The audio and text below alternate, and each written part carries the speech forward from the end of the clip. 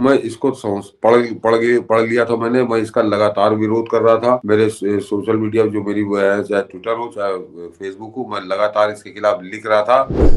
मनीष जी जरा सोचिए, वो बता रही हैं कि जिस अस्पताल में वो खड़ी हैं उसके गोदाम में 458 ऑक्सीजन कंसंट्रेटर रखे हुए हैं जो इस्तेमाल ही नहीं किए गए।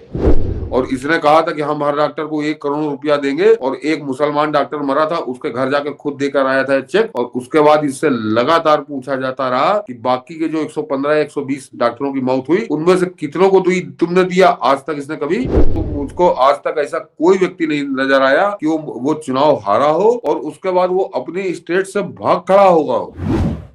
प्रधानमंत्री नरेंद्र मोदी ने दिल्ली चुनाव से पहले कई वायदे किए थे, तो ऐसा लगा कि चीफ मिनिस्टर तो किसी और को बनना है, वायदा प्रधानमंत्री मोदी कर रहे हैं। एक तरह से घोषित रूप से हो गया था कि यदि भाजपा भारतीय जनता पार्टी की सरकार बनेगी तो प्रवेश वर्मा चीफ मिनिस्टर बनेंगे। एक योग्य उम्मीदवार भी हैं। वैसे पता नहीं क्यों मुझे हमेशा से लग रहा था कि कोई ऐसा पारिवारिक व्यक्ति नहीं बनेगा, लेकिन ये अलग बात है। जब रेखा गुप्ता के नाम का चयन हुआ तो भाजपाई से ज्यादा खुश भाजपा विरोधी थे कि चलो एक लुंज पुंज महिला को चुन लिया। कांडी केजरी गैंग बहुत खुश था कि चलो एक महिला है, हम तो ऐसे ही दबोच देंगे।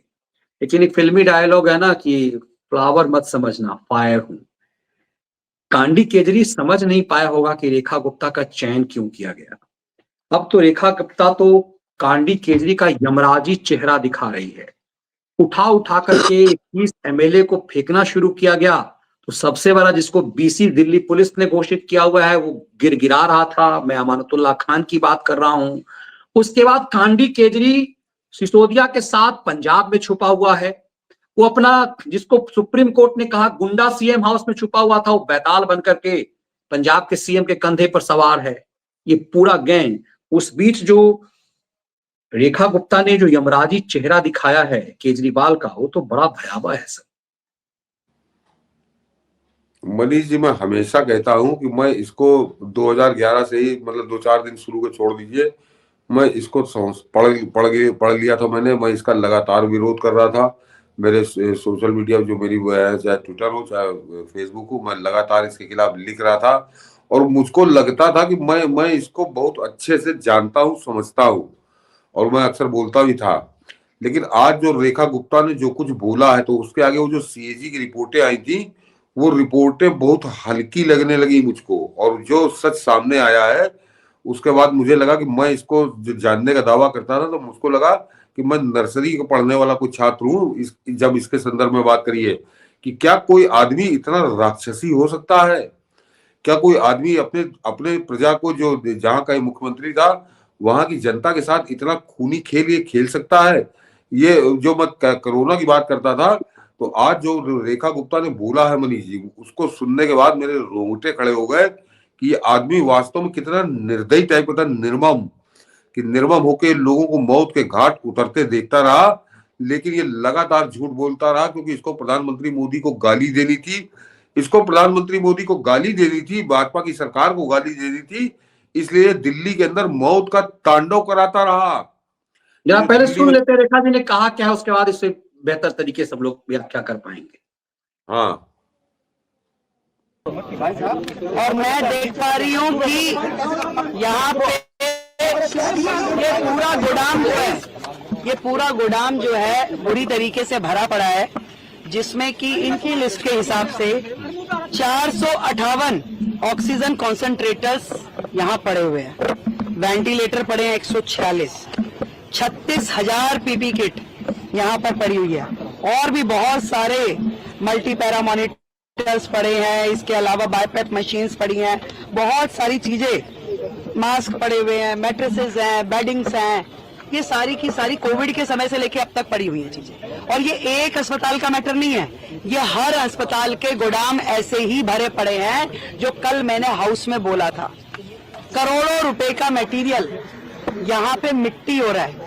आज यदि हम किसी एक्सपर्ट से इसे दिखाएं भी, तो भी ये यूटिलाइज होने की स्थिति में नहीं है। ये केवल आपके गोदाम भरे हुए हैं। आज की डेट में जिसे आप इस्तेमाल नहीं कर सकते। कोविड से लेके अब तक आप मानिए कि 458 ऑक्सीजन कॉन्सेंट्रेटर्स एक अस्पताल में पड़े हैं।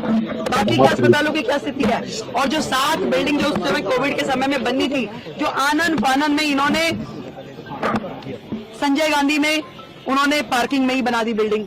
यहाँ पे इन्होंने पीछे के एरिया में, क्या एरिया था? स्पोर्ट्स ग्राउंड था, उसमें खड़ी कर दी बिल्डिंग, जिसमें किसी भी तरह की अस्पताल के लायक कोई फैसिलिटी नहीं करी गई। अनप्लान तरीके से केवल एक कोटा केबिन जैसा स्ट्रक्चर खड़ा कर दिया गया, जिसपे करोड़ों रुपए की लागत से करोड़ों। क्या है हमारे हेल्थ सेक्रेटरी? हाँ जी, आइए। ये जो पीछे का कोटा केबिन बना, वो कितनी लागत का बना हुआ है? अभी तक कितनी लागत लगी है उसमें? जो यहाँ पे कोविड के समय की जो 7 बिल्डिंग्स में से एक बिल्डिंग है, ये टेम्परेरी स्ट्रक्चर जो बनाई, हाँ, सेमी परमानेंट स्ट्रक्चर, वो यहाँ पे अभी कितना परसेंट पूरा हुआ है? 60% पूरा हुआ है। कितनी लागत से बना था ये? 1100 करोड़ का एस्टिमेट था, जो कि उस समय का शुरू हुआ हुआ 60% पे आज भी है। कोविड में बन नहीं पाई। वो सारे के सारे जो थे सेमी परमानेंट स्ट्रक्चर जो थे, 7 में से एक भी बिल्डिंग पूरी नहीं हुई, और वो 1200 करोड़ से ज्यादा की लागत की पूरी 7 बिल्डिंग थी। और आज की डेट में अगर उसको रिवाइज एस्टिमेट भी माने तो लगभग 2000 से ऊपर तो 6 महीने पहले का इनका एस्टिमेट था। आज की डेट में अगर मैं समझूं, अगर हम उसके ऊपर 2500 करोड़ भी खर्च कर दें तो वो बिल्डिंग हमारे लिए अनयूटिलाइज्ड है, क्योंकि उसमें अस्पताल में होने वाला जो इंफ्रास्ट्रक्चर है उसके पैरामीटर फॉलो ही नहीं किए गए। मैम, केवल इस हॉस्पिटल की बात है जिसमें आपने बताया कि 2500 करोड़ लगी है, वो सभी वो 7 बिल्डिंग जो उस समय सेमी परमानेंट स्ट्रक्चर बनाए गए थे, उसमें से एक बिल्डिंग ही है। यहाँ की बिल्डिंग की कॉस्टिंग कितनी है? कॉमन एस्टिमेट भी बहुत गड़बड़ियां हुई हैं, इस तरह के आरोप सामने आए कि जो कॉन्ट्रैक्चुअल स्टाफ की हायरिंग हुई है उसमें बहुत। अभी मैं यहाँ इस बिल्डिंग में आई हूँ तो लगातार वो जो कर्मचारी थे वो चिल्ला रहे थे कि हमारी 6 महीने से तनख्वाह नहीं मिली। इस तरह का माहौल है। और मैंने तो पहले ही कहा कि दिल्ली सरकार के अस्पताल और दिल्ली सरकार का स्वास्थ्य विभाग खुद बीमार है। अभी इस तरह के न जाने कितने ही मुद्दे अभी खोज के हमें निकालने होंगे। जो लोग चिल्ला रहे हैं कि 2500 दीजिए, पहले वो ये देखें कि दिल्ली सरकार वो किस हालत में छोड़ के गए, कितना करोड़ों रुपए का उन्होंने नुकसान दिल्ली की जनता का किया। आज इतना हजार। सर, इस आदमी को कोई जेल जो है भेज करके कोई सजा हो सकती है क्या? मतलब किसी जेल में बंद करने से इस आदमी को सही मायने में सजा होगी क्या?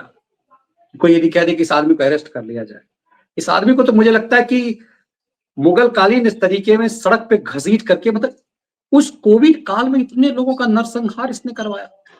मनीष जी जरा सोचिए, वो बता रही हैं कि जिस अस्पताल में वो खड़ी हैं उसके गोदाम में 458 ऑक्सीजन कंसंट्रेटर रखे हुए हैं जो इस्तेमाल ही नहीं किए गए। और ये दिल्ली में 39 एक सिलेंडर के लिए लोग तरस रहे थे, मर रहे थे। तो मैंने इसीलिए कहा ना, क्योंकि इसको राजनीतिक दुश्मनी निभानी थी, राजनीतिक पॉलिटिकल स्कोरिंग करनी थी, तो वो गोदाम के अंदर रखे रहे। एक अस्पताल के अंदर 458 ऑक्सीजन कंसंट्रेटर, पूरी दिल्ली में आप समझ लीजिए कितने रखे होंगे। लेकिन क्योंकि इसको दिल्ली में मौत का तांडव करना था, लोगों को मौत के घाट उतरते हुए लोग देखे और प्रधानमंत्री मोदी से घृणा करना शुरू करें, भाजपा की सरकार से घृणा करना शुरू करें। खुद ये किस तरह का रंगा सियार था, ये कैसा नाटक उस समय कर रहा था कि अरे ऑक्सीजन की कमी है दिल्ली में और ऑक्सीजन सप्लाई करने का मेरे पास साधन नहीं है, केंद्र मेरी सहायता नहीं कर रहा। तो आज इसका कच्चा चिट्ठा ये आपको सीएजी रिपोर्ट में कहीं नहीं मिलेगा। ये हम लोग भी नहीं जानते थे, क्योंकि इसने खरीदा और उसको ले जाकर गोदाम में रखकर ताला लगा दिया और अपनी आंखों से लोगों को मरता हुआ देखता रहा। ये आदमी नहीं, ये राक्षसों की श्रेणी में है, पिशाच जिसे कहते हैं, रक्त पिशाच। ये है कि ये खून पीने वाला पिशाच था, जो 10 साल तक दिल्ली के साथ इसने क्या क्या किया होगा अभी तो बहुत कुछ खुल के आएगा सामने। लेकिन ये जो मुख्यमंत्री रेखा गुप्ता, ये स्वयं निकली इंस्पेक्शन पे। मनीष जी, मुझको ये अदा बड़ी अच्छी लगी कि ये स्वयं गई चेक करने और गोदाम के अंदर उन्होंने पड़ा। और दर्शक ये भी जाने को खुद बता रहे कि इतने दिनों से बंद पड़ा है कि अब वो किसी काम के नहीं है। Manish ji, 36,000 PPE kit, 36,000 PPE kit एक अस्पताल के गोदाम में।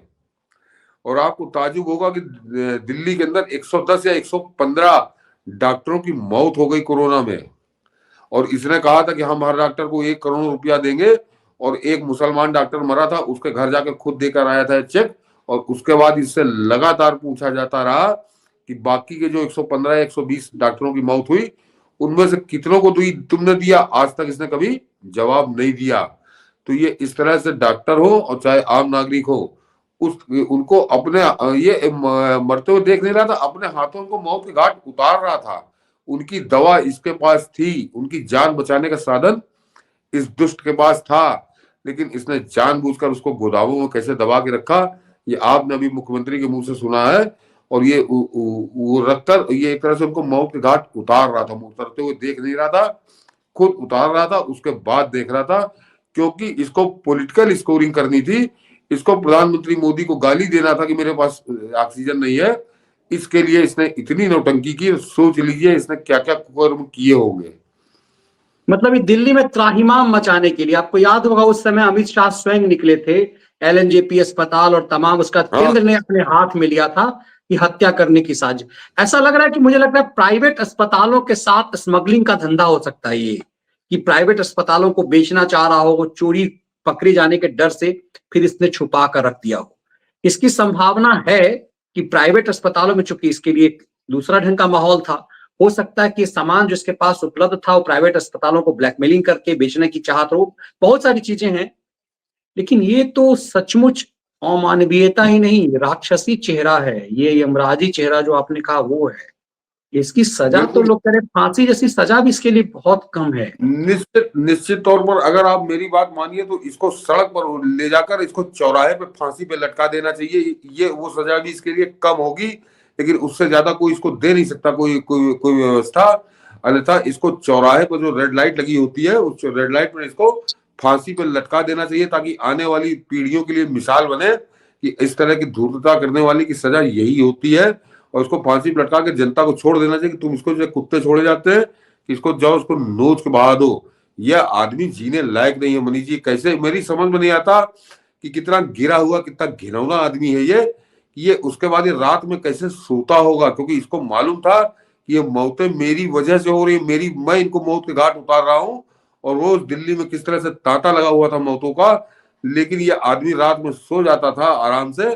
तो ये इंसान को नींद नहीं आ सकती मनीष जी, इन स्थितियों में कोई इंसान नहीं सो सकता कि वो जान रहा है कि मैं इन मौतों का जिम्मेदार हूं, और उसके बाद सवेरे उठ के नेतागिरी करता था।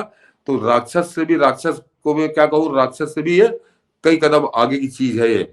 और किस कदर का बेशरम और महामक्कार आदमी है ये कि मनीष जी ये भी हिंदुस्तान का इतिहास पहली बार देख रहा है। मैं दर्शकों से कहूंगा आप लोग जरा अगर हो तो तलाश करिएगा कहीं इंटरनेट पे कि कोई ऐसा मुख्यमंत्री मैंने आज तक अपने जीवन में तो नहीं देखा, और पढ़ा भी नहीं। जो मैं थोड़ा पॉलिटिकल पढ़ता रहता हूं तो मुझको आज तक ऐसा कोई व्यक्ति नहीं नजर आया कि वो चुनाव हारा हो और उसके बाद वो अपनी स्टेट से भाग खड़ा होगा हो। जिस दिन से मनीष जी हारा है चुनाव, उस दिन से इसने शक्ल नहीं दिखाई है दिल्ली को। ये दिल्ली को ऐसे छोड़ के अपने लफंगों के हाथों में, और लफंगे कहीं एनर बैनर लेके घूम रहे हैं। ये पंजाब में मौज ले रहा, और ये पंजाब में कैसी मौज ले रहा है, इसकी कलाई खोली है स्वाति मालीवाल ने। बिल्कुल, देखिए सुजीत सैनी जी हैं, ये दिल्ली के ही हैं, नोएडा में आपसे मिलना भी चाह रहे थे, यहाँ नहीं आके। बहुत बड़ी बात कह रहे हैं कि अपना शीश महल ये उसी समय बना रहा था। उस समय मतलब इसका मतलब है कि बड़ी प्लानिंग में कोई खेल हुआ है। सोचिए, आपको याद होगा यूथ कांग्रेस के एक नेता के लिए ये एजेंडा चलता था कि वो एक एक, किसी को जरूरत है ऑक्सीजन सिलेंडर तो यूथ कांग्रेस का प्रेसिडेंट है वो दिला रहा है। मुझे लग रहा है इस सब में एक गेम था, जो एक एक सिलेंडर के लिए एक अस्पताल तरस रहा था, बड़ी बड़ी पैरवी लग रही थी आपके पास, तब आप जाके, उस समय इसके पास हजारों सिलेंडर थे और ये छुपा कर रखा हुआ था। इस आदमी को माफी कैसे हो सकती है? इस आदमी मतलब, और ये पंजाब में छुपा हुआ है अभी जाकर के, ये बिपसियाना कर रहा है, ये नौटंकी कर रहा है ये आदमी। मनीष जी वहां पे मौज ले रहा है, 14-14, 15-15 बेशकीमती करोड़ों रुपए, एक एक गाड़ी की जो कीमत करोड़ों रुपए है, वो वैसी 14-14, 15-15 गाड़ियों के काफिले के साथ ये घूम रहा है पंजाब में। आज इसका वीडियो जो है वो स्वाति मालीवाल ने डाला, मैंने रिट्वीट अभी किया है, कि उसको जरा दर्शक सोचे तो सोच लीजिए किस कदर ये मक्कारी। और जो अभी शीश महल वाली बात कर रहा था मनीष जी, इस बात को निकाल दीजिए आप लोग, ये शीश महल बनवाने में नहीं लगा था, शीश महल बनवाने में पैसा खर्चा होता है वो तो सरकार का पैसा खर्चा हो रहा था, ये लोगों को बड़े सुनियोजित तरीके से मौत के घाट उतारने में लगा था। शीश महल बनवाने से और ये जो गोदाम में माल पकड़ा गया है इसके इस्तेमाल ना करने का कोई संबंध ही नहीं है। ये कोई ऐसा थोड़ी कि यहाँ पे ये अगर ये निकाल के इस्तेमाल कर देता इसी सामान को, जो लोग मर गए उनको अगर ये ऑक्सीजन कंसंट्रेटर उपलब्ध करा देता तो कोई इसका शीश महल थोड़ी रुक जाता। ये देखिए ये जो है ये इतनी बेशकीमती गाड़ियों के 14-14, 15-15 गाड़ियां इसके साथ चल रही है और ये मौज ले रहा है यहाँ पे। मतलब ये है कौन, ये किस संवैधानिक पद पर बैठा हुआ है कि इसके लिए, और कौन इसको, मतलब इस राक्षस को जो खालिस्तान मतलब के उसको इसको कौन मार, देखिए एम्बुलेंस चल रहा है इसके पीछे, ये जैसा लग रहा है कि भारत का राष्ट्रपति हो। ये देखिए ये फायर ब्रिगेड की गाड़ियां चल रही है इसके ऊपर, ये भारत का राष्ट्रपति है, प्राइम मिनिस्टर है, गृह मंत्री है, क्या है ये। और मुझे तो लगता है कि देखिए इस मख्तार का, स्वाति मालीवाल, इसको ये बहुत कम सुरक्षा दी है पंजाब सरकार ने, ऐसे किसी की जान से खिलवाड़ नहीं होनी चाहिए। ये सोचिए, ये इसका नैरेटिव है। और ये कहता था कि यहाँ सुरक्षा की क्या जरूरत है, किसी को इस तरह की सुरक्षा की क्या जरूरत है। ये इसकी तो ये तो मैंने ये वीडियो जो है ये इसकी बेशर्मी और मक्कारी को बता रहा है। लेकिन मनीष जी जरा सोचिए कि कैसा आदमी है ये। मैंने कहा ना कि हिंदुस्तान के इतिहास में कभी ऐसा नहीं हुआ। अखिलेश यादव भी यहाँ उत्तर प्रदेश में चुनाव हारे थे, हम लोग बड़ी आलोचना करते हैं, तीखी आलोचना करते हैं। इसके कमीनापन का एक वीडियो जब काफिला का आया तो इसके काफिला पर इसके कमेंट्स को जरा सुन लीजिए जरा सा तब, इसीलिए क्योंकि दिल्ली की जनता को भी सोचना चाहिए कि दिल्ली की जनता ने चुना क्या। मैंने ये कहा था मैं बड़ी बड़ी गाड़ियां नहीं लूंगा, बड़े में मेरे साथ 10 आगे गाड़ियां 10 पीछे गाड़ियां नहीं चलेंगी, मैं एक ही गाड़ी पे चलता हूँ, मेरे साथ केवल एक स्पॉट चलती है, मेरे साथ वो लंबा चौड़ा तामझाम आज भी नहीं चलता जो एक मुख्यमंत्री के साथ 10 गाड़ियां पीछे, ब्लैक कमांडो आगे, व्हाइट कमांडो, फलाने कमांडो, मेरे साथ वो सब नहीं चलता। खुशी है मेरे ऊपर। ये कमीनापन का हद देखिए। इस वीडियो को ट्विटर पे जाके लोग मेरे देख लेंगे। ये तो आज तो चीफ मिनिस्टर भी नहीं है, ये दरअसल चिढ़ा रहा है, ये पूरे सिस्टम को चिढ़ा रहा है एक तरह से कि हम अत्याचारी, और रावण जिस तरह से अट्ठास मारता था ना अत्याचार करके, ये वही खेल कर रहा है। बिल्कुल, ये उससे कई कदम आगे निकल गया है। वो रावण भी लंका में अपने लोगों का बड़ा ध्यान रखता था, जो उसके नागरिक हुआ करते थे उनका वो ध्यान रखता था। ये तो अपने ही नागरिकों का खून पी रहा था किस तरह से, ये हम लोग अभी उसको डिस्कस कर चुके हैं। और जरा मैंने कहा मनीष जी, इसकी राजनीतिक, ये पॉलिटिकल आदमी ही नहीं है जो मैं कहता रहा हूँ कि ये विदेशी ताकतों का एजेंट है, चाहे वो पाकिस्तान से कह लीजिए या अमेरिकन कह लीजिए, जो डीप स्टेट की बात होती है। क्योंकि ये पॉलिटिकल आदमी अगर होता, इसके अंदर राजनीति के कीटाणु होते, तो ये दिल्ली छोड़कर भागा ना होता, ये दिल्ली छोड़कर भागा ना होता, ये सामना कर रहा होता आज की जो भाजपा की सरकार बनी और 5 साल सामना करता। आप मनीष जी अखिलेश यादव की चाहे जितनी आलोचना करिए, हम लोग करते ही हैं, लेकिन अखिलेश यादव ऐसा थोड़ी कि 2017 में चुनाव हार गया तो उसके बाद वो यहाँ छोड़कर बंगाल में जाके रहने लगा ममता बनर्जी के साथ। वो आदमी जैसे भी है वो सामना तो करता है, लेकिन ये तो आदमी एक दिन सामना नहीं कर पाया, भाग करे पंजाब में जाके वहां पर सत्ता का सुख लेने लगा। तो सोच लीजिए कि जो मैं कह रहा था उस बात की पुष्टि होती है कि ये विदेशी एजेंट ही है। बिल्कुल, और इसीलिए इस बात को दिल्ली को भी मैंने इस वीडियो पुराने से लिखा है कि दिल्ली को भी एक बार चिंतन करना चाहिए, देश की सबसे बड़ी अदालत को भी मुझे लगता है इस मामले पर संज्ञान लेना चाहिए सुप्रीम कोर्ट को, और शर्मिंदा होनी चाहिए सुप्रीम कोर्ट को कि इससे लीक से हटकर चुनाव प्रचार के नाम पर ऐसे राक्षसी चेहरे को विशेष सुविधा दी गई। और कांग्रेस पार्टी ने इसके ऊपर 40 करोड़ रुपए इसके लिए वकीलों के ऊपर, मतलब इसने कांग्रेस पार्टी को दिए। तो मैंने अलग से विश्लेषण किया था कि कांग्रेस दरअसल इस राक्षस से वसूली कर रही थी, 40 करोड़ रुपए इसने कांग्रेस के वकीलों को दिए। तो समझा जा सकता है कि खेल कितना खतरनाक हो रहा था। कोर्ट मनीष जी क्यों शर्मिंदा होता है, कोर्ट क्यों शर्मिंदा होता, अभी थोड़ा आउट ऑफ वे बताता हूं कि ये सब सेटिंग का काम था, ये सेटिंग से जमानत हो रही थी। और उस बात को डोनाल्ड ट्रंप ने अमेरिका में कहा है। जरा अब ये बात जो मैं कहने जा रहा हूँ उससे हम लोग अलग बात करने के मूड में थे, लेकिन क्योंकि अभी बात की बात चली कि ये इसको जमानत कैसे मिलती थी, इसका खुलासा एक तरह से डोनाल्ड ट्रंप ने अपने अमेरिकन संदर्भों में किया है। मनीष जी, डोनाल्ड ट्रंप का जो भाषण है, जो कल वो बोले थे, हमारे यहाँ आज सवेरे उसकी रिपोर्टिंग हुई, उसमें और तो दुनिया भर की चीजें उन्होंने बोली। उन्होंने कहा कि मुझको यहाँ की न्यायपालिका का में सुधार करना है, जो वामपंथी, उन्होंने बाकायदे नाम दिया कि वामपंथी लफंगों के हाथ में थी, और उसने ध्वस्त कर दिया था उस न्याय व्यवस्था को अमेरिका की। तो वही स्थिति आप यहाँ की समझिए, जो अमेरिका में ये हो सकता है डीप स्टेट के चलते, तो हिंदुस्तान में क्यों नहीं हो सकता है? हिंदुस्तान में तो ज्यादा आसानी से हो सकता है। और इस तरह की जो जमानतें हुई हैं, जो हम लोग आगे कई बार हम लोग चौंकते रहे कि इसको जमानत दे दी, उसको जमानत दे दी, अल्लाहबादिया को जमानत दे दी, और कैसी कृपा उसमें की आप लोगों ने देखा उसको। तो वो जब डोनाल्ड ट्रंप का मैंने वो वक्तव्य पढ़ा तो मुझको लगा कि वो हिंदुस्तान की न्यायपालिका के बारे में बात कर रहा है, मुझको लगा कि वो हिंदुस्तान के संदर्भों में बात कर रहा है। वो अमेरिका में भी डीप स्टेट, तो वही डीप स्टेट हिंदुस्तान को चला रही थी, किस तरह से इस अधेड़ को नचा रही थी, भारत और अमेरिका टहला रही थी। तो निश्चित तौर पर डोनाल्ड ट्रंप के उस खुलासे के बाद निश्चित तौर पर ये आप कैसे मान सकते हैं कि वहां पे सब कुछ खराब था और यहाँ से बड़े पाप पवित्र बड़े राजा हरिश्चंद्र के पोते थे? न, निश्चित तौर पर यहाँ पर भी वही बीमारी थी जिसको हम लोग केजरीवाल जैसों की जमानत में देखते हैं, अल्लाहबादिया की जमानत में देखते हैं, सिसोदिया की जमानत में देखते हैं। तो ये खेल बड़ा लंबा है। और इस मामले में मैं इतनी मैंने प्रशंसा की, मैंने जो शुरुआत में दिया था चाय और घी का, तो उस वजह से छोड़ दीजिए। लेकिन यहाँ मैं कहूंगा कि डोनाल्ड ट्रंप बता रहा है कि एक्शन होना चाहिए, तो फिर कैसा एक्शन होना चाहिए? 43 दिन के अंदर डोनाल्ड ट्रंप ने जांघिया बनियान दोनों उतार दिए हैं वामपंथियों के जो अमेरिका में थे। और उनको लग रहा है कि अभी तो 43 दिन हुए हैं और ये तो 4000 दिन शासन करने वाला है। तो ऐसा भय होना चाहिए, ऐसा भय होना चाहिए। और इसीलिए ऐसे कांडी केजरियों का भी इलाज इसी ढंग से सिर्फ हो सकता है।